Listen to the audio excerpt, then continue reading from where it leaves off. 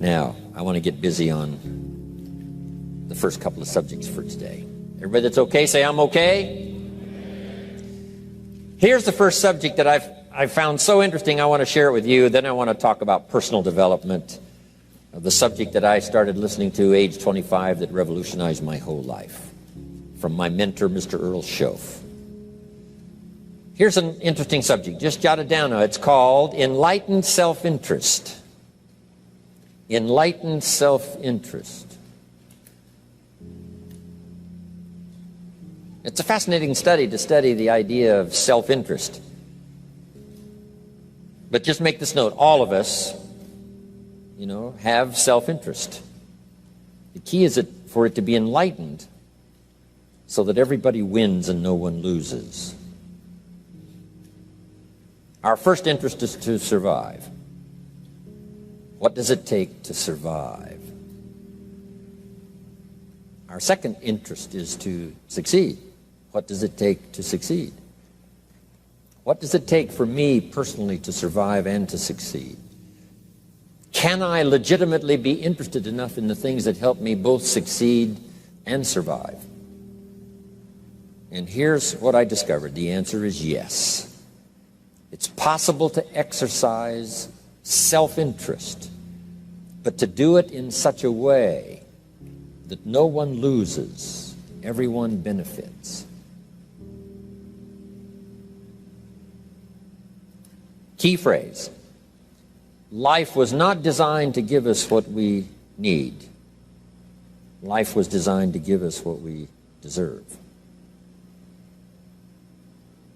We do not reap a harvest in the fall because we need it. We reap a harvest in the fall because we deserve it. Not necessarily from a moral standpoint. Of course, there are some moral laws as well, spiritual and moral laws. But just the basic laws that simply say if you wish to reap, you must plant. So jot this down. Reaping is reserved for the planters. And the reason they reap is because they deserve it. They're the planters. They deserve to reap. Interesting Bible phrase that says, if you keep knocking, you'll find open doors. Good phrase to jot down. If you keep knocking, you'll find open doors. Doors of opportunity. Doors of a chance to meet someone. Doors open for association. Doors open to find someone special. Doors open to find a unique business colleague. If you keep knocking, the phrase says, doors of opportunity are open to those who continually knock.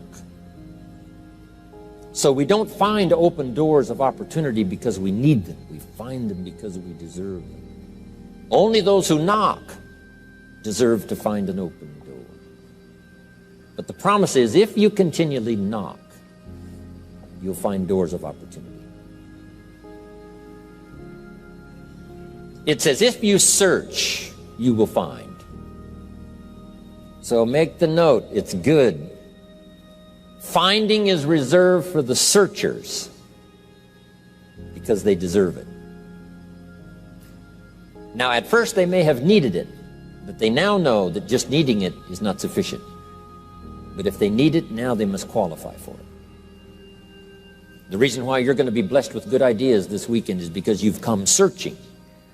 You've gotten on an airplane to come searching. Got in your automobile to come searching. You got here searching. Now you're ready to receive.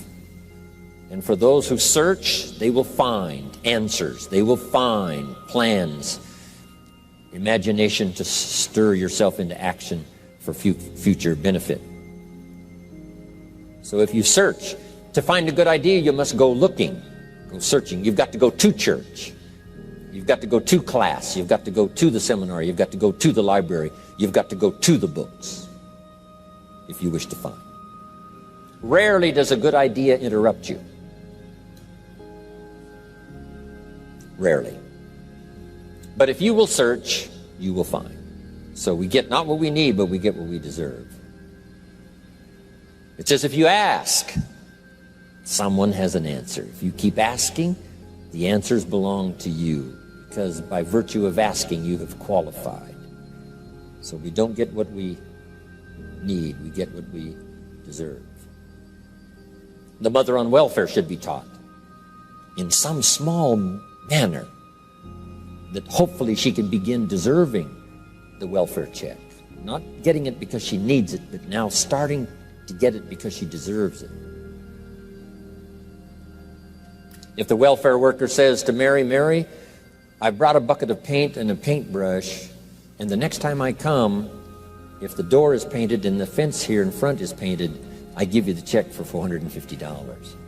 Not that painting the door and painting the fence is worth $450. It's not worth that much, but it is the beginning of the process. So make that note. I want to begin the process of deserving. What would that be? What process should I begin engaging in to deserve good health, to deserve a good relationship, to deserve prosperity, to deserve an enterprise, to deserve the opportunity to build a city? What must I do to begin the process of deserving? So now the welfare worker comes back and the door is painted and the fence is painted, and now Mary gets the $450 to help take care of her children, not because she needs it, but because she's beginning to deserve it. Then the welfare worker thinks of some other project. She said, Mary, if these weeds are gone and this little garden is cultivated, when I come back, now that the door is painted and the fence is painted, if the weeds are gone and this little garden is cultivated, you get the $450. And step by step, a new life is emerging, learning the process of deserving it, not just needing. We teach our children at home, right? Child says, I need $10. So that language doesn't work here. There's plenty of money here, and the vaults are full. But to say I need $10 is not how you open the vault. So the child says what? Wow, how can I get that $10 that I need? So here's what they learn to say. How could I earn $10? Now the vault opens up. Now the money starts to flow. How could I earn $10? What could I do to earn the money? Not to get the money because you need it. Maybe you need the money. That's, all of us have needs. But here the key is to figure out how to open the vault, how to open the bank, how to open this unbelievable flow of resources to come our way. And here's the key: to deserve it, not to need it. You can't walk out to the field and say to the field, I need a crop. Here's what the field says. Here's what the ground says. Who is this clown that brings me his need but brings me no seed? So jot that down. Take your seed to the marketplace, not your need. Don't disclose your need to the marketplace, only your willingness. We'll talk about that a little later today. Because the marketplace is not interested in your need, but they are interested in your seed. They're interested in your willingness to work. They're interested in your disciplines. They're interested in your eagerness. They're interested in your vitality and your work ethic. That's what the marketplace is interested in. Not your need, but your seed. Okay. We get what we deserve. Old Testament God says, if you'll move toward me, I'll move toward you.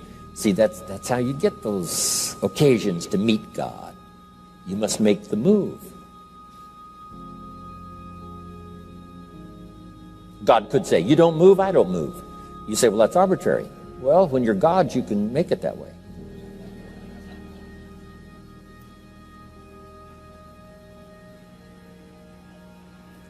So, the law says if you wish to receive, now let's talk about enlightened self-interest. If you wish to receive, and we would call the wish to receive self-interest. But if it's enlightened self-interest, here's what it says. I understand that in order to receive, I must give.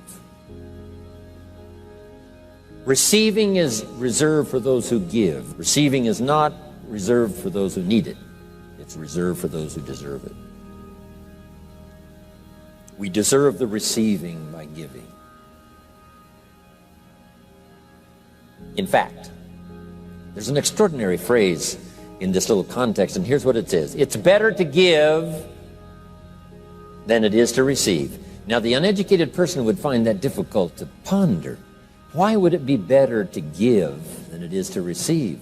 So let me give you one of the better phrases for the day. Here it is. Giving starts the receiving process. So of course it's better to give than it is to receive. How much receiving do you wish? You must start the giving process. For me to receive my additional fortunes for the future, not necessarily for the money, because I don't need the money. I take the money, but I don't need the money. But here's what I do need: for someone to say a year from now, 5 years from now, Mr. Rohn, that seminar helped to change my life. And for whatever reason, I was brought here to this place for this time.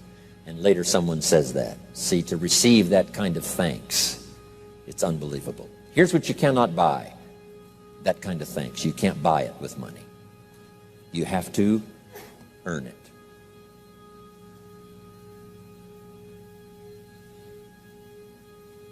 Now let's expand a little further now. That it's called the law of riches and wealth. In our own self-interest, if we wish to be rich and wealthy and prosperous and healthy and all the valuable things we can think of for the human experience, how could we get there? It's understanding the law of enlightened self-interest and the law of deserving. The question was asked in the Bible, how can we be great? What is the key to greatness? Great wealth, great return, great accolades, trophies to put on the mantle above the fireplace. How can we get great respect, great riches, great abundance for ourselves? How can we get that? And the answer was given, and here was the answer: find a way to serve. Find a way to serve the many. So I paraphrase it to read this: service to many leads to greatness. Service to many leads to greatness. Someone says, well, about the best I can do is take care of myself. That's okay. Self-care, has its own reward, but it's very limited. Somebody says, I can't be worried about other people's problems. I got enough problems of my own. That's okay. Self-defense is okay. Self-preservation is okay, but it has a very limited reward. If you wish to change that into abundance and prosperity and uniqueness, then here's what you must do: help solve other people's problems. Help find answers for someone else, not just for yourself, but for someone else. And in that kind of service, you now begin the process of greatness.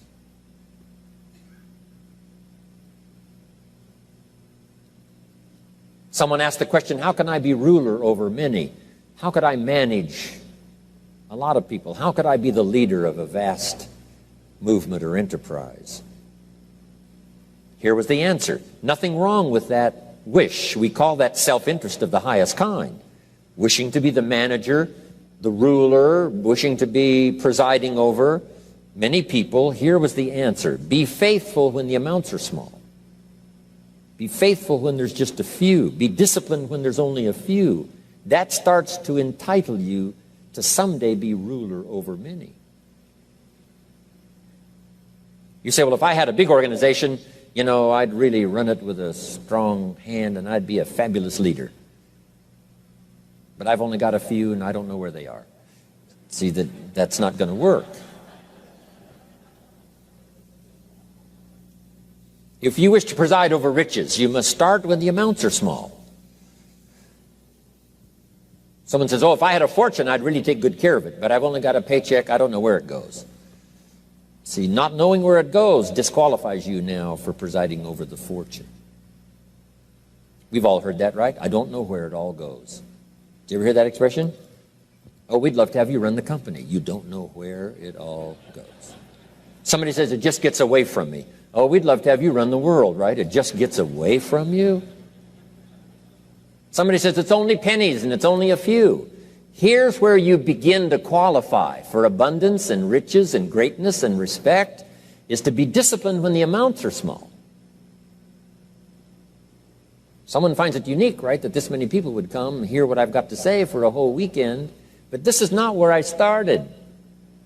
I started with just a few, but I was so on fire with the few, trying to translate for them in my awkward ways back then what had happened to me. My life got changed, my income got changed, my health got changed, everything got changed for the better. And now I've lived the most extraordinary life. But it started with my passion for just a few, to translate for just the few. Someone says, well, there's just a few here. You know, does this meeting matter when there's only a few? And the answer is yes. Jot this down. You never know who's in the audience, whether it's a few or 1,000 or whatever. But you got to be faithful when there's just a few. Tell your story when there's just a few. Be just as passionate about ideas that can change someone's life when there's just a few. Now you begin. You're not fully qualified, but you begin the qualification to someday speak to many. Someday preside over a vast crowd. Someday be the manager or the leader of millions. It starts in those early days to deserve it. Now, jot this down. Also give yourself a chance to change. Some things I held on to that I thought this was it, this was it. I'm telling you, after a while I gave it up, found out it wasn't it. So give yourself a chance to change. Refine your philosophy. Refine your direction. If you'll give yourself a chance to do that, here's what will happen down the road a ways. A new door will open that you haven't discovered before. Give yourself a chance to change. Reevaluate.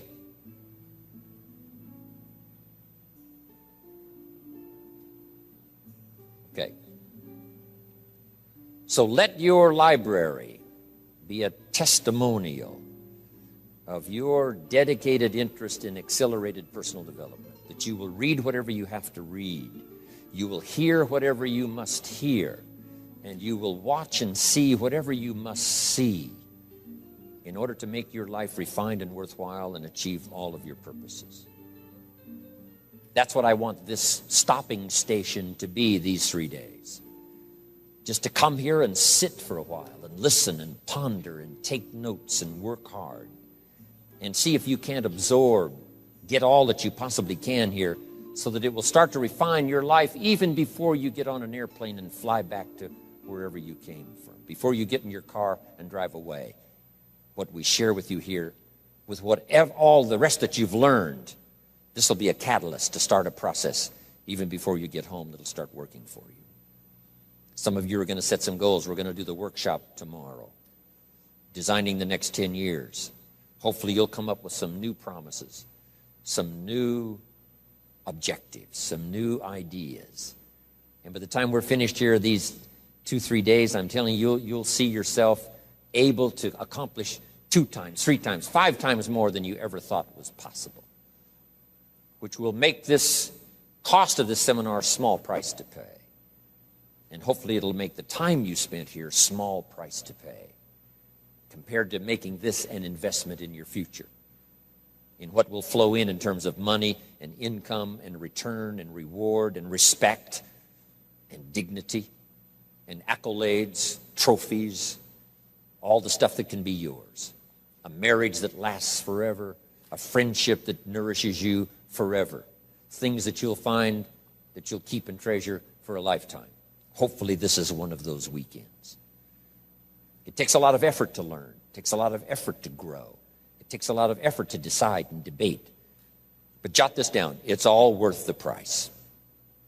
Whatever stimulates you to think, whatever stimulates you to wonder, whatever stimulates you to react or even to debate, even if you hear something you say, well, that's not right, see, that's still valuable. It means you're awake. It means you're alert. It means you're alive. It means your mind is ready to take on something, whether it's agreeable or not agreeable. Something right, something wrong. Who cares what it is? We've got to listen to a variety of voices. And some are going to come from the left and some are going to come from the right. And some are going to come from mysterious sources. And some will try to entice you with all kinds of stuff. But that's okay, just so you're alive and alert and awake, ready to process anything that comes your way. Take the best of it and make it beneficial for you, so that tomorrow you walk with a stronger step. Next month you see a clearer vision. And a month from now, the purpose for your life is multiplied by 2, 3, 5. That's what I want to create here. So, now, to hurry and get through, because we have so many subjects to cover, let's cover now some other things under personal development. Here's one that's important as you read and as you listen and as you study and as you grow and as you take notes and as you fill up your journal. then try to work on the ideas to make yourself valuable in the marketplace. Here's something to remember under personal development, some things I had to learn. First, steps to success. First of all, you need good ideas. Just decide right now you're going to accelerate your plan for collecting good ideas. Ideas for your life, ideas for your health, ideas for your marriage, your relationships. Ideas that stimulate. One idea sometimes leads to the next, needs to the next. And the 4 or 5 ideas in the future that really thrust acceleration into your life, you couldn't have gotten unless you went through the first one and the second one and the third one. Next, you need good plans. So we're going to talk about time management and game plans tomorrow. You need a good health plan. Traveling around the world, you can imagine the kind of health plan I have to have. If I didn't have a superb, extreme, got to underline the word extreme, if I didn't have a superb, extreme health plan, do you think I could travel all over the world? People look at my calendar and say, impossible. I'm the only one that can do it. Everyone else is too young. Incredible. But I've got to be extremely healthy. I can't let up at all in terms of diet and nutrition, exercise, all that stuff in order to stay healthy.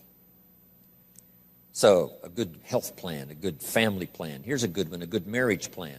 Some people just go along married with their fingers crossed. You've got to have a better plan than that. Some are whistling in the dark, hoping everything will work out. Not a good plan. You need a good plan for how to use the day. We'll talk about that tomorrow. Best kept secret of the rich, how to use your time. A good plan to meet the right people over the right amount of time to stimulate your life. You need a game plan for lifestyle. We'll talk about that later. So to succeed, we need good ideas and good plans. Here's the next. We have to learn to handle the passing of time. Because all of this takes time to learn, to grow, to change. Getting through the seasons takes time. The spring has a certain amount of time. The summer has time. The harvest has time. The winter has time. Learning to handle the passing of time. Jot this down if you're involved in business. You've got to give your project time. You've got to give your people time. Give people a chance to learn, chance to grow, chance to change. One of the great requirements, especially in such an industrialized, busy, mad, dashing society, and that is to have people patience. First, we exercise it with our children and our family. Getting people to work together, got to have patience, even with your family. If you're involved with independent people, it's a challenge. It's like herding cats, trying to get them to work together. Herding sheep is easy. They very quickly get going the same direction. But try herding cats.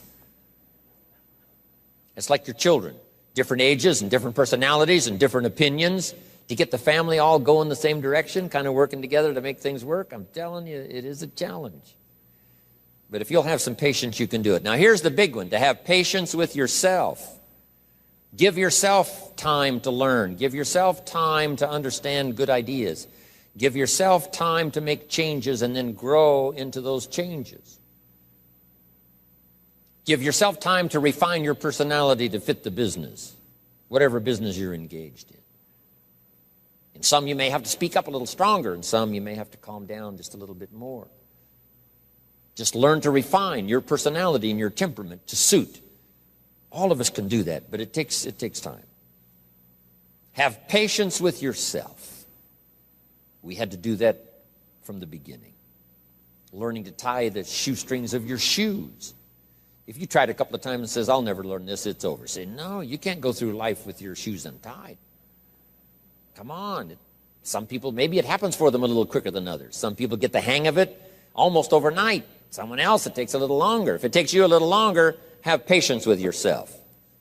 Because patience has its own reward. Patience is a virtue of the extraordinary kind. We have to have patience with our employers. We have to have patience with government officials. You've got to have patience with IRS. You've got to have patience with the Army. You've got to have patience with the FBI.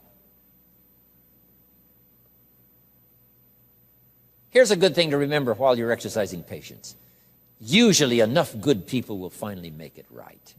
You just got to jot that down. Usually enough good people will finally make it right. Not everyone in the community is going to toe the line and do the moral thing. But let me tell you what, most will. That's how we create a society that we can live in. Most will. Every teenager will not obey all the rules and regulations and live a model life. Not everyone will, but jot this down. Most will. Enough will. When the good Lord recruited 12, not every disciple, not every one of the 12,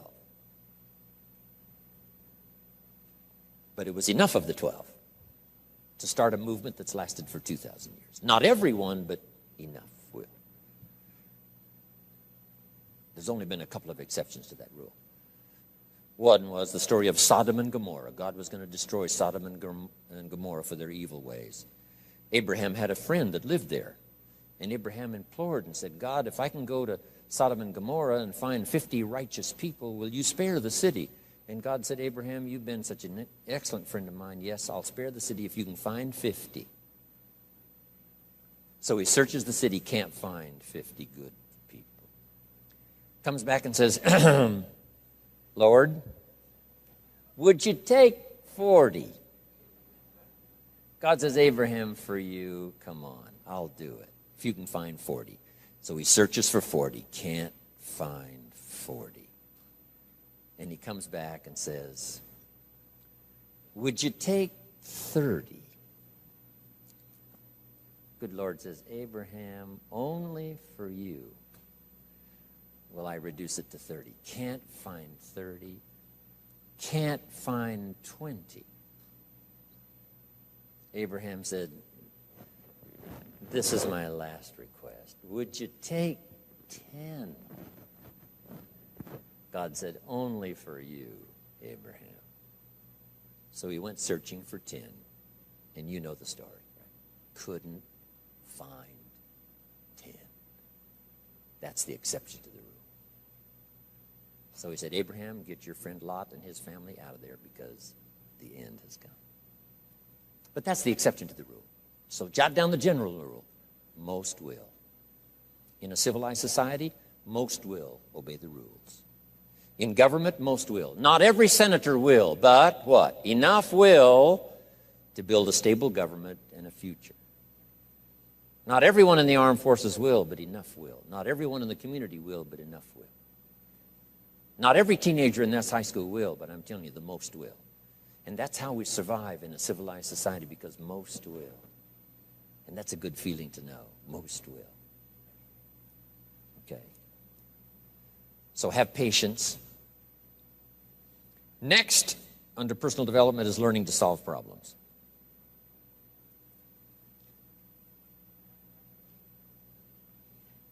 By the way, having patience with the seasons takes time to develop the crop. You can't plant the seed, dig around it in a few days saying, where is it, where is it? And you can't really help. All you can do is nourish. Some people plant in the spring, leave in the summer. Just haven't got the patience to last. So next comes solving problems. Business problems, family problems, personal problems, financial problems, emotional problems. There's all kinds. Here's a good idea I found in solving problems. Every once in a while you've got to, I haven't got it here, but I can just describe it for you. Take a piece of paper, put a line down the center of the paper, and on the left side, describe the problem. So just jot that down. A piece of paper in half, on the left side, describe the problem. Sometimes it's a good idea to take a problem out of your head and put it on paper. We'll talk a little bit more tomorrow about how to think on paper. This is one of the ways to think on paper. Our mind usually is too busy sometimes to sort things out. So if you take it out of your mind, put it on paper, what is the problem? And you should describe to the best of your ability what the problem is. And then ask this question, is that all of it? Because if you're going to prescribe something for the problem, you need to know what all of it is. When you've got it all listed, on the other side now of the paper is called answers and solutions. The problem on one side, answers and solutions on the other side. And now let me give you 3 questions. 3 questions that can help solve most any problem. Here are those questions. Number 1, what could I do? So just jot that down. What could I do? Then you start developing what we call working papers. And the working papers consist of making a list of the things you could do to solve this problem. Number one, and you say, well, number one would take too long. I can see that right now. Let's go to number two. Maybe that's the answer. Number three, no, that isn't it. And let's say you've got several points now and you've done your best to try to solve the problem yourself and you can't solve it yourself. Here's the second question. What could I read? Maybe somebody spent a lifetime researching the problem you've got, and they've got some excellent answers from a lifetime of research. Maybe in your own journal you've taken notes before on something. You say, hey, I remember a class I took. Seems like there were some answers there, so you go back, do a little research. So under number two is research. And if you search, what? You will find. If you research, you will find. Search and research.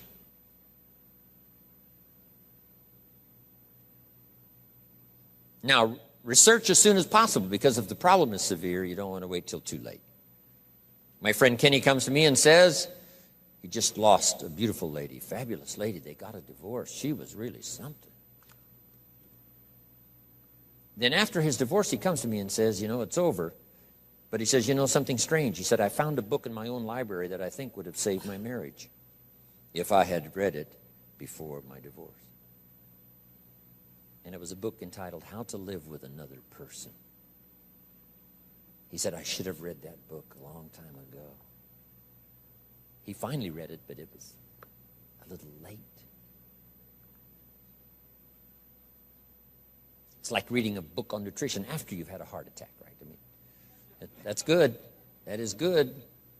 But gosh, it's so much better to read it before. Spare yourself the agony and the lost time and maybe the loss of your life. Now, if you tried to solve it yourself and you can't solve it and you've researched and it doesn't seem like you've got the answer, here's number three. The third question is, who could I ask? Is there someone around me that might have the answer to my problem? Now, under that, put this. Don't ask first now. Try to solve it yourself. Develop some working papers. What you think you might do, that still isn't it. Here's some books I've read. This guy's crazy. This guy, no answers, haven't got it. Now I ask. But if you now can show your working papers to who you ask, you can't believe how swift the answer will come. All of us have heard this, but let's remind ourselves one more time and put it in your notes. We all love to help people who, first of all, try to help themselves. Back to the philosophy of deserve. I've tried to work it out, haven't got the answer. Maybe you can help me. Somebody is very willing to help you if they know you've tried first to help yourself. It works that way with our children, right? My daughter Linda, before she got married, used to travel a lot. She comes to me and said, Daddy, I'm headed for Thailand. I said, wonderful. She said, I've saved up my money. I said, fantastic. She said, I've got $1,000. I said, wonderful. She said, the kids wanted to go here, wanted to go there. I didn't go. They wanted to buy this, wanted to buy that. I didn't buy. I got my money put aside, $1,000. I said, Linda, unbelievable. You must be my daughter. That's fantastic. Now she said, to make the trip, I only need a couple of thousand more. An easy 2,000, right? But she knew she couldn't get the whole 3. But she knew that if she worked hard to the best of her ability and put that first 1,000 together, the next 2 was easy, right? Okay. So, develop your working papers. Do your best to solve problems. Here's why you try to solve it on your own first. You need the mental and emotional muscle. You need the discipline. If you just quickly go to the answer, somebody that's got it, now you're not developing the muscle. You're not developing the discipline to solve your own problems, because there may come a day when there's no one else to ask. So you need the rhythm of learning, the rhythm of trying, the rhythm of seeing if you can do it first to build the emotional, mental muscle.